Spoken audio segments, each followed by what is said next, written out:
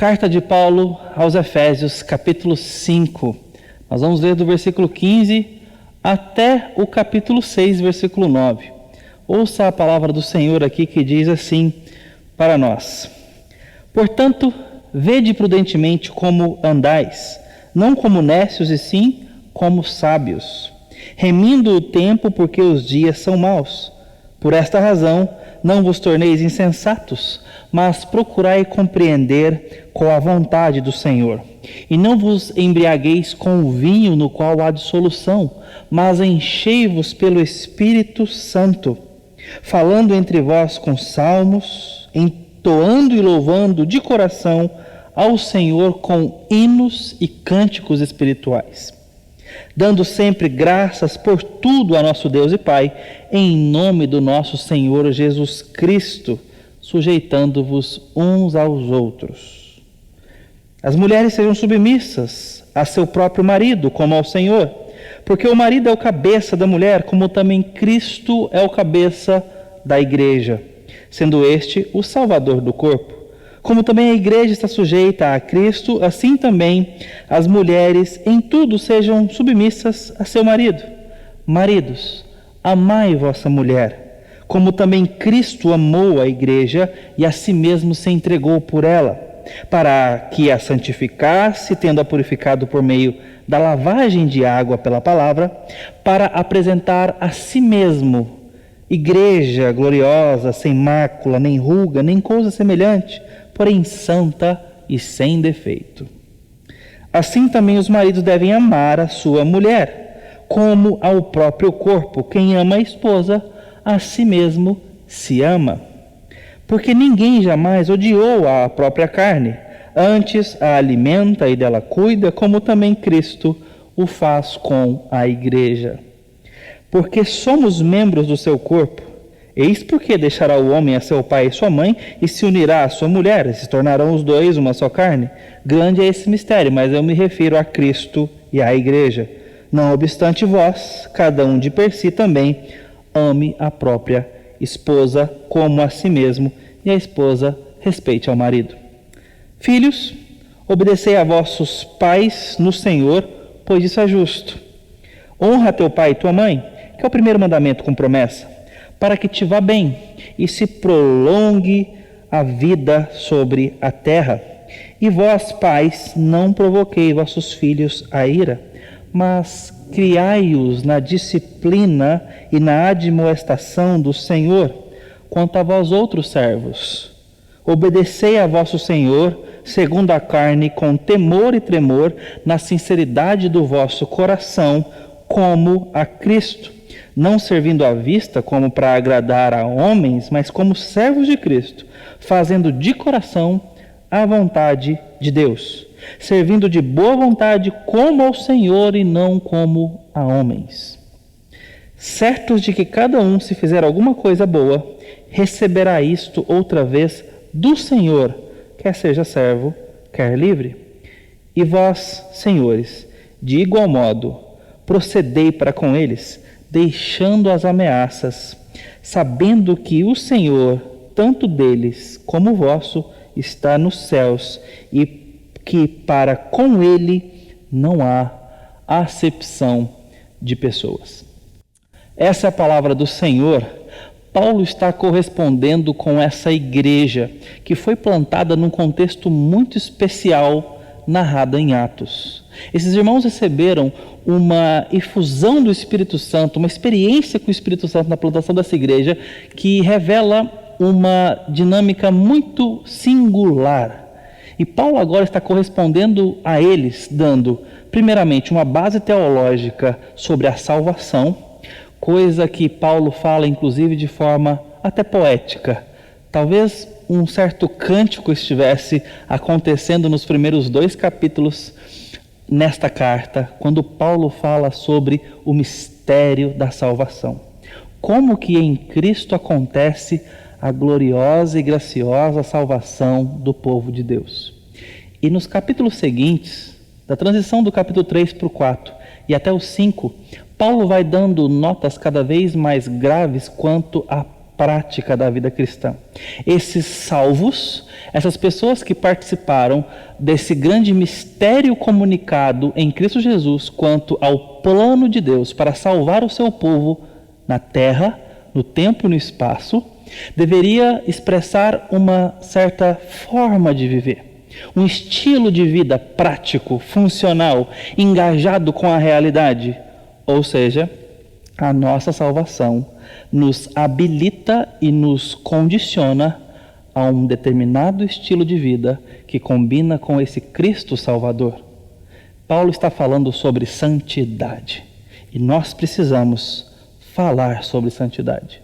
Falar, ouvir e experimentar essa forma de viver que o Evangelho nos possibilitou e nos ordenou para o nosso próprio bem e para o louvor da graça do nosso Senhor. Fomos salvos para andar em santidade, glorificando o nosso Deus e Salvador e também abençoados no caminho da santidade. Este é talvez o assunto principal e focal do capítulo 4 e do capítulo 5 dessa correspondência de Paulo para esses irmãos.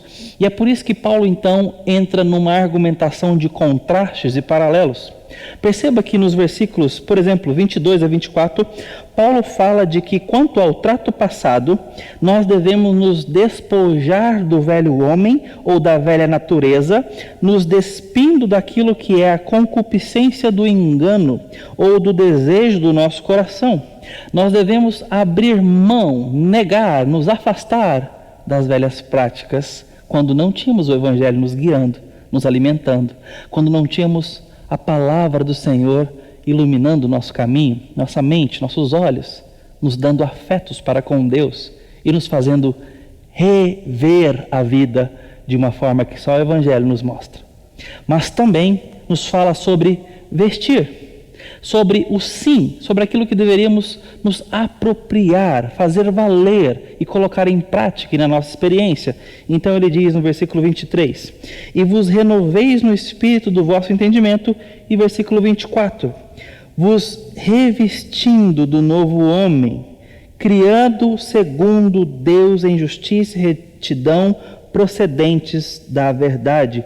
Eu devo me revestir da nova natureza, da novidade que vem com o Evangelho, colocando na minha experiência um entendimento novo sobre as coisas.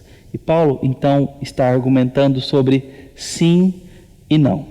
Aquilo que eu devo me despojar, abrir mão e me afastar, e aquilo também que eu devo me apropriar, me vestir, porque a vida santa envolve decisões, envolve atitudes e coisas fundamentalmente práticas que devemos experimentar e colocar na nossa atividade.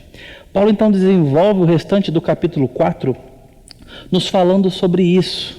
E quando ele entra no capítulo 5, ele fala sobre remir o tempo, sobre ver prudentemente como devemos andar, sobre como nós devemos esquadrinhar a nossa agenda, a nossa rotina, as nossas escolhas, opções, rumos, as nossas inclinações, que eu devo ter consciência de mim mesmo. Eu devo trazer o tempo, a minha agenda, o meu cotidiano, para uma peneira, onde eu esquadrinho, eu penso, eu tomo prioridades e atitudes, fazendo a vida valer, fazendo o tempo valer. Essa é a ideia de trazer o tempo para uma remissão, para um filtro de oportunidade e de valor. Eu tenho que tomar decisões, prioridades, escolhas e atitudes, e também uma perspectiva correta para que eu não desperdice a chance de viver. E isso tem a ver com o assunto da santidade. É para onde Paulo nos leva. Ao pensar e tomar consciência de mim mesmo, no domínio próprio, da minha agenda, do meu tempo, buscando em primeiro lugar o reino enquanto eu vivo a terra, eu vou estar caminhando rumo à santidade. Então Paulo nos leva para o esteio da sua argumentação do capítulo 5, que santidade tem a ver com um preenchimento do Espírito Santo. Mas mais uma vez ele usa o sistema de contraste. A vida cheia do Espírito Santo é contrastada com a vida embriagada. Na embriaguez que ele está aqui condenando, nós temos a dissolução. Nós temos uma pulverização do que era integral. Nós temos um desmanchar de algo sólido. Nós temos a ruptura de algo que estava ligado e sustentado. E nessas figuras de linguagem, nessa expressividade de coisas que se derretem, Paulo está falando sobre desperdício. A dissolução da bebedice, da embriaguez, é quando nós não temos consciência de nós mesmos, quando nós não temos consciência dos nossos atos, muito menos da nossa agenda, dos nossos afetos, pensamentos, de nós mesmos. A vida no Espírito Santo contrasta com isso. Enquanto a embriaguez me tira o domínio próprio, o Espírito Santo me fornece condições para dominar a mim mesmo, dominar a minha língua, frear os meus pensamentos impuros, dominar as minhas atitudes, escolher as melhores opções, tomar atitudes que combinam com a palavra, estudá-la. A embriaguez me tira todo o raciocínio lógico, me tira todo o senso cívico, senso de identidade, de responsabilidade. Em outras palavras, Paulo está dizendo que a santidade e a vida no Espírito tem a ver com uma normalidade consciente saudável. Tem muita gente que acha que uma vida cheia do Espírito Santo é ser esquisito, é levitar, se fazer de peão humano ou qualquer coisa estranha relacionada a isso. A vida, de acordo com Paulo aos Efésios, cheia do Espírito Santo, é uma vida cheia de domínio próprio. Uma vida que tem consciência das suas atitudes e que é capaz de remir o tempo. E Paulo está argumentando isso conosco. E aí, então, quando ele nos mostra implicações do que é ser cheio do Espírito Santo, a primeira coisa que ele fala é usar os pronomes pessoais para se referir à pessoa do Espírito Santo. Eu devo me encher do Espírito. E esse Espírito, que é escrito aí na sua Bíblia com E maiúsculo, é a terceira pessoa da Trindade. Está falando do nosso Deus. Está falando de fato, uma pessoa. Isso significa que eu não estou me enchendo de uma força, de uma energia, de algo que é imaterial, de algo que é abstrato. Está falando de alguém. E eu me encher de alguém significa ser influenciado por esse alguém. Paulo está contundentemente aprofundando a sua argumentação sobre ter domínio do cotidiano, da agenda e do próprio coração. Paulo está falando sobre eu agora, na minha vida prática, nas minhas falas, nas minhas escolhas, nas minhas discussões, nas minhas relações, na minha vida profissional, afetiva, na minha vida sexual, na minha vida intelectual, cívica, no meu ir e vir, em tudo quanto eu fizer, pôr a mão ou pensar, eu tenho que ser influenciado pelo Espírito Santo. Isso é me encher de alguém, que é o Espírito Santo. É deixá-lo me guiar para a palavra e para a verdade. É disso que Paulo está falando. E isso combina com o resto da sua argumentação. E é dessa forma que a embriaguez, então, põe um contraste. Eu deixo de me relacionar com a pessoa do Espírito Santo quando eu não decido por isso, quando eu não penso por isso, quando eu não, de fato, concentro-me em aprender sobre a voz de Deus na palavra e me relaciono decididamente, propositalmente, objetivamente com o Espírito Santo na minha devoção, na minha obediência à palavra, na minha caminhada com a voz de Deus diariamente. Isso é prático, isso é dinâmico. Eu tenho que decidir por isso. Eu tenho que me movimentar para isso. Eu tenho que tomar decisões para de fato receber essa influência como um vaso que recebe um preenchimento e então passa a ter um conteúdo diferente. Nós precisamos ser preenchidos e buscar o preenchimento. A palavra de Deus aqui nos permite ambas as traduções, ativa e passiva.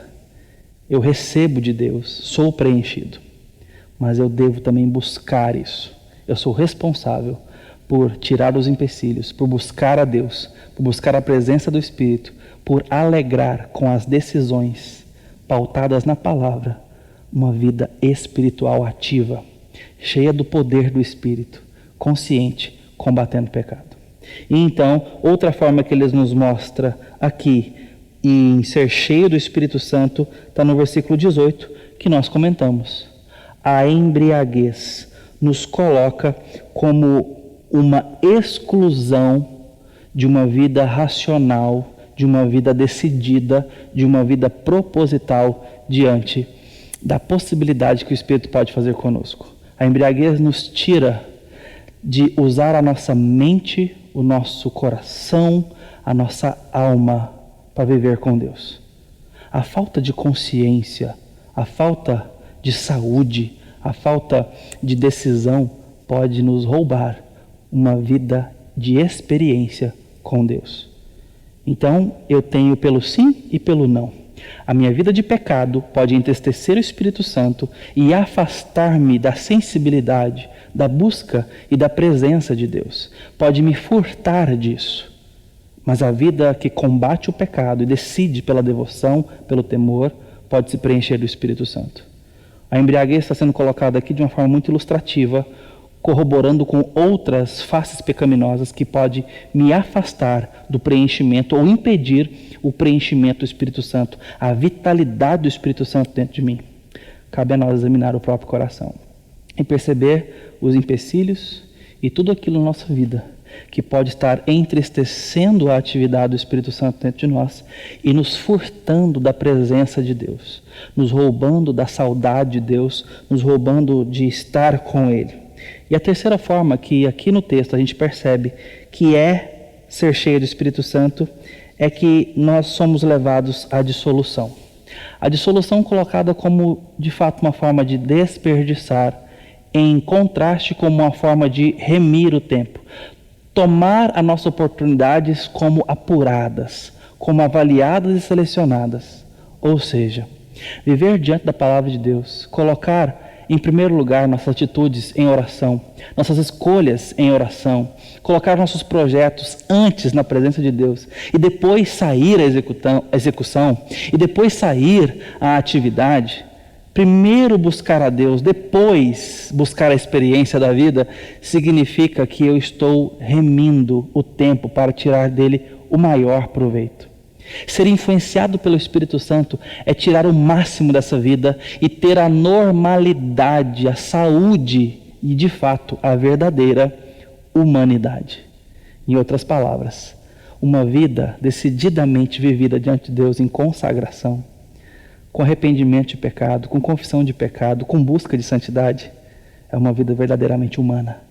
É ser gente como o Criador criou a gente para ser. É amar corretamente, é relacionar com o outro e com as coisas da forma, com os pensamentos de Cristo. É a nossa máxima expressão de Cristo nesse mundo. É a forma que nós vamos refleti-lo mais. E ainda, Paulo falando sobre o que é ser cheio do Espírito Santo, ele fala que é uma ordem e não uma opção ao ordenar isso. Então ele diz que esses irmãos deveriam constantemente se encher do Espírito Santo.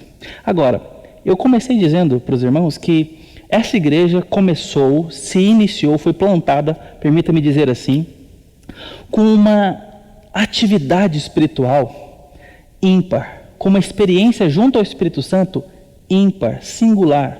Termos são usados aqui no relato de Atos para essa igreja, para a fundação dela e para esses irmãos que não são usados em outras partes do Evangelho, em outras partes da Bíblia. Aqui sobre eles foi dito que milagres extraordinários estavam acontecendo. Essa expressão, esse adjetivo não é usado para milagres em nenhuma outra parte da Escritura. E além disso, até milagres envolvendo os pertences de Paulo, por intermédio desses pertences, aconteceu aqui. Isso não se repete em nenhum outro lugar. Isso significa que esses irmãos tiveram uma experiência com o Espírito Santo profunda, viva e poderosa. Esse foi o fundamento da igreja, é assim que ela iniciou e eles experimentaram isso. Porém, isto não basta para o presente. Paulo, ao dar essa ordem, e uma ordem para ser vivida continuamente, está dizendo que nossas experiências passadas com o Espírito Santo não bastam para o presente. O nosso amor dado a Deus ontem não substitui a falta de amor hoje. A minha vida com Deus do passado não serve para substituir a minha falta de fervor espiritual do presente. E o que eu estou vivendo hoje com Deus não é suficiente para os dias de amanhã, bem como a minha fé não é suficiente para suprir a falta de fé dos meus filhos, da minha esposa ou de quem quer que seja que esteja na minha responsabilidade. Perceba que Paulo está dando um ato de ordem para o presente. Pense bem nisso. Apocalipse nos fala no capítulo 4, versículo 2, sobre uma igreja que abandonou o seu primeiro amor e deveria voltar para ele. E voltar para ele não era regressar ao passado, obviamente, era regressar às práticas que um dia estiveram acalentadas no coração. Buscar de novo o fervor diante de Deus, buscar de novo o compromisso e a consagração diante de Deus, que no presente estava escasso e perdido. Pense bem sobre a sua história. O que você deve resgatar para viver novamente uma experiência viva com Deus, sua palavra e o Espírito Santo? Onde é que você tem que buscar? Volte os seus olhos para saber onde é que você começou a deixar de caminhar com Deus. Quando é que você começou a deixar que o pecado entrasse, que a frieza entrasse, que a apatia se instaurasse e se consolidasse como hoje na sua vida? Esse é um texto que me dá uma ordem. Eu devo me encher do Espírito Santo. Eu devo buscar o Espírito Santo. Eu devo voltar ao primeiro amor. E então, Paulo nos deixa diante de uma pergunta. Como, portanto, eu vou fazer isso? E aqui ele chega numa conclusão através de uma expressão que resume todo o seu argumento. A vida cheia do Espírito Santo é o caminho de santidade. Mas isso tudo está amarrado à seguinte expressão: sujeição mútua. Paulo, então, agora está dizendo que eles deveriam se sujeitar uns aos outros. Depois de se despir do velho homem, da velha natureza, de dizer não para as práticas pecaminosas, depois de você fazer uma boa avaliação de si mesmo à luz da palavra, dando nome aos seus pecados, pedindo perdão por isso, tomando atitude de se afastar da prática e da aparência do mal, eu devo olhar a comunidade. Eu devo olhar a igreja. E Paulo fala sobre a igreja com uma tônica teológica aqui muito especial, de como que a igreja é o corpo de Cristo para a vida desse mundo, para a esperança desse mundo e de seus membros, obviamente. Paulo então aqui argumenta sobre como que a vida santa e cheia do Espírito Santo é evidenciada por sujeição de uns para com outros.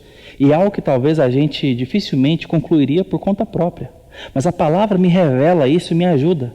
Como nós conversamos agora há pouco, a vida cheia do Espírito Santo não é marcada tanto por questões completamente sobrenaturais do que mais que a minha relação com o próximo.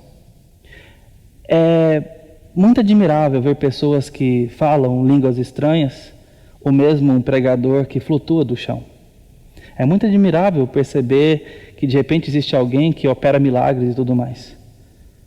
Mas eu não devia me admirar tanto com isso quanto para os maridos que amam suas esposas, para as esposas que honram seus maridos. Porque na palavra de Deus eu estou lidando aqui com o apóstolo inspirado pelo Espírito Santo me dizendo que é nisto, na vida comum do lar e das relações mais comuns, dominadas em consciência com a palavra, em obediência ao Senhor, que eu vou manifestar um coração cheio do Espírito Santo. É um coração cheio do Espírito Santo que faz com que maridos honrem suas esposas, que esposas honrem seus maridos, que pais zelem pelos seus filhos, que filhos tragam honra a seus pais, que patrões honrem seus empregados e que empregados honrem seu trabalho e seus chefes. A vida cheia do Espírito Santo, de acordo com Paulo, nessa porção da palavra de Deus, me leva a o bom trato de uns para com os outros, me traz saúde na relação, me faz amar ao outro, porque diante de Deus não há acepção de pessoas, me faz tratar o outro como igual, me faz tratar o outro como Cristo me tratou, com amor maior do que as minhas prioridades. A palavra de Deus está chamando a nossa geração para se encher do Espírito Santo. Isso significa tratar as nossas relações primeiramente dentro de casa. Pergunto, tem perdão para você pedir hoje aí para os seus familiares? Para a esposa? Para o marido, para os filhos, para os pais? A vida cheia do Espírito Santo nos leva aos outros, nos leva aos nossos mais próximos e nos leva da maneira correta, nos leva com sujeição a Cristo em direção ao outro. A vida cheia do Espírito Santo trata bem as pessoas. No temor a Cristo, nós vamos nos sujeitar uns aos outros. E quando darmos lugar ao Espírito Santo na nossa vida, no nosso coração, nos nossos pensamentos e afetos, nós vamos tratar as pessoas como Cristo as trataria. Nós vamos priorizar as prioridades de Cristo em relação aos outros. Isto deve nos impressionar. Nós somos facilmente impressionados por mirabolices espirituais, mas nós deveríamos nos impressionar com uma família bem ajustada, que se arrepende dos seus pecados, com um pai de família que se dobra diante de Jesus e que o honra acima de qualquer prioridade, com mulheres, mães e esposas que estão dispostas a amar a Cristo em primeiro lugar, a honrar seus maridos acima de outras honras. Nós deveríamos nos impressionar com isso, com filhos que decidem amar a Cristo ao amar seus pais, com pais que decidem, por amor a Deus, a ensinar os seus filhos e a lutar pela fé deles, a honrá-los e a não negligenciá-los. Começa pela oração. Você tem orado pela fé de seus filhos? Você tem orado pela vida, pelo coração deles? Você tem colocado eles na presença de Deus? Você tem orado com a sua esposa? Você tem orado com o seu marido? A evidência disto é a evidência de uma vida cheia do Espírito Santo. Eu quero te chamar a obedecer a palavra de Deus, a obedecer a ordem que Paulo dá a essa igreja e que serve para a nossa igreja, para o nosso momento. Enchei-vos do Espírito Santo. Tome decisões práticas, combatendo o seu pecado. E você sabe o nome deles. Os exponha ao Senhor. E, se possível, peça ajuda a alguém. Mas trate como despojo, como alguém que tira uma roupa velha para pôr uma nova. Tira do seu caminho. Tome atitude prática. Esquadrinhe o seu cotidiano. Combata o seu pecado na graça e no amor do Senhor Jesus. Busque, portanto, o Espírito Santo. Peça a Deus que dá com alegria, para que Ele preencha o seu coração e te influencie a tomar atitudes práticas. E por fim, busque que esse Espírito Santo te leve em direção aos outros, às pessoas, ao seu vizinho, aos seus irmãos, à sua comunidade, a seus parentes mais próximos, às pessoas mais perto de você, inclusive, para que você as trate no temor de Cristo, para que você corrija o seu caráter, para que você corrija suas deficiências, para que nós possamos ser tratados ao tratar os outros no temor de Cristo. Isso é uma vida cheia do Espírito Santo. Espero que assim seja para você e para mim. Uma oportunidade de pedir consagração e mais intimidade com o Espírito Santo do Senhor. É tempo para isso e não dá para esperar mais. Que Deus abençoe a sua vida e te dê profundidade na experiência com Ele, te convertendo aos outros. Que Deus te abençoe.